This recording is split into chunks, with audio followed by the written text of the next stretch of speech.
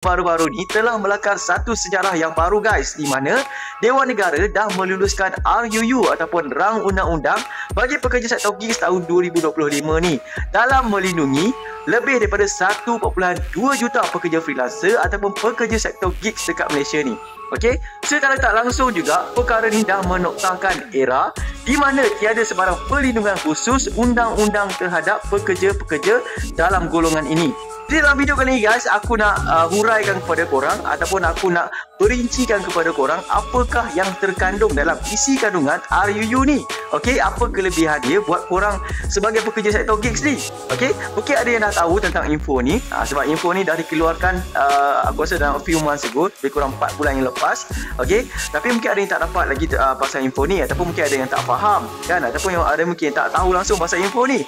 Okey, dalam video ni aku akan terangkan kepada korang, alright, apakah isi kandungan yang korang boleh ambil tahu, alert pasal RUU yang bakal dilaksanakan tak lama lagi ni. Okey, so kalau korang nak tahu, jom kita pergi semak.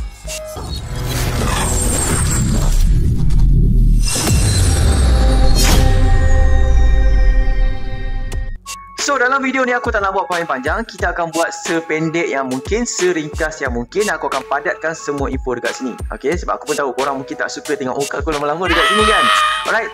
So, first kali apa yang korang kena tahu guys pasal industri gig ni. Alright. So, industri gig sini bukan sahaja merangkumi pekerja-pekerja dalam sektor e-hailer, p-hailer. Okey, pekerja-pekerja dalam industri gig sini merangkumi pekerja-pekerja freelancer yang lain. Contohnya macam pekerja pembikin filem, artis, penyanyi, content creator, fotografer, videografer, juru audit dan banyak lagi pekerja-pekerja yang lain yang mana bekerja secara freelance.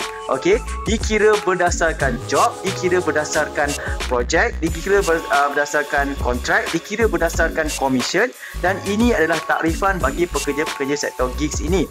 Okey, dan kalau korang menggunakan mana-mana platform untuk menawarkan korang punya servis, alright, dan korang menerima bayaran daripada platform-platform ini menunjukkan korang memberikan perkhidmatan yang sah, alright, kepada pelanggan-pelanggan dekat luar sana. So, penyedia platform ni pula dalam akta menyatakan yang mana mereka ni adalah entiti, orang tengah ataupun syarikat-syarikat, alright, yang menyediakan servis provider kepada pelanggan-pelanggan mereka.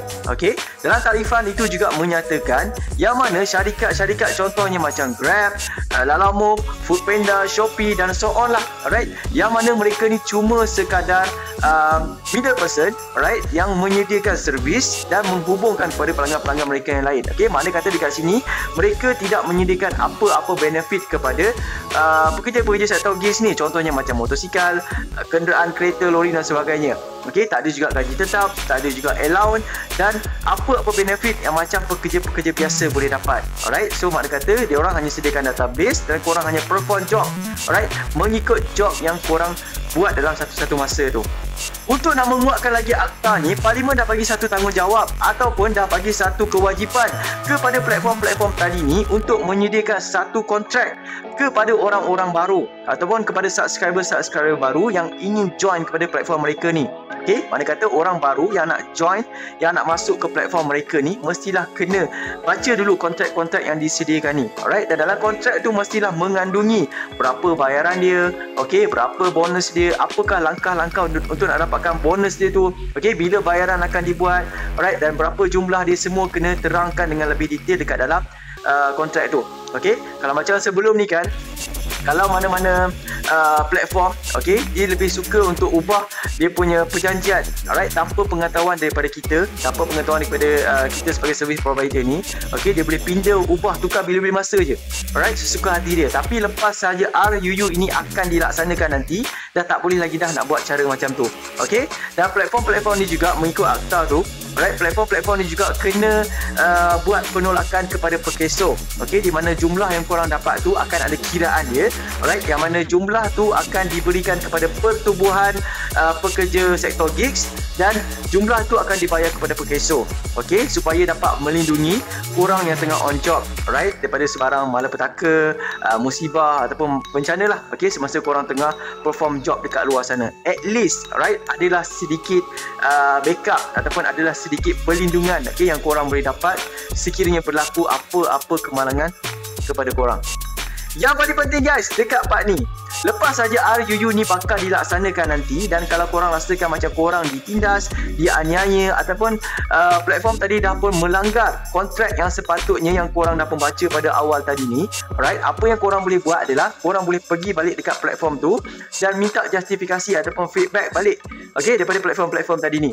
Okey, sekiranya platform tadi tak nak bagi kerjasama, korang boleh bawa korang punya aduan ni pergi dekat Tribunal Pekerja Gigs. Dekat sana tribunal ni akan semak dulu korang punya aduan, dan kalau korang punya aduan tu sah, alright, mereka akan bantu korang untuk dapatkan bantuan, okey, dan bagi tahulah apa yang sepatutnya kepada korang, alright. Ataupun tribunal ni boleh juga kenakan penalti kepada penyedia-penyedia platform ataupun orang-orang tadi ni sebab dah pun melanggar sesuatu hak yang dah pun dijamin dalam RUU Pekerja Gigs tahun 2025 ni.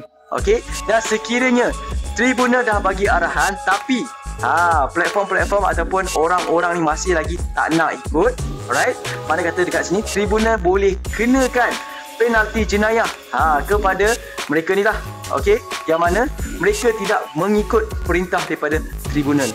Okey, jadi korang rasa macam mana? Korang rasa macam mana RUU yang dah pun diumumkan pada bulan 8 hari tu? Okey, adakah korang rasakan benda ni satu yang ditunggu-tunggu ataupun sesuatu yang bermanfaat kepada pekerja-pekerja sektor gigs ni? Okey, korang juga boleh komen korang punya pendapat dekat bawah ni.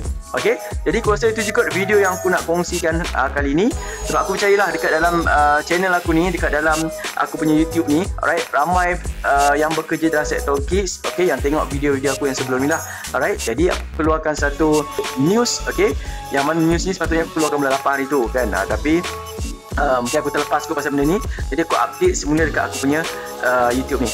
Okey, jadi aku rasa tu juga video aku nak kongsikan kali ni, harapkan bermanfaat dan aku harapkan korang dapat sesuatu dekat dalam video ni. Dan kalau korang yang belum lagi subscribe tu, jangan lupa guys tekan subscribe dan tekan like dekat bawah tu. Okey, jumpa lagi guys, aku Firdaus. Assalamualaikum. Bye.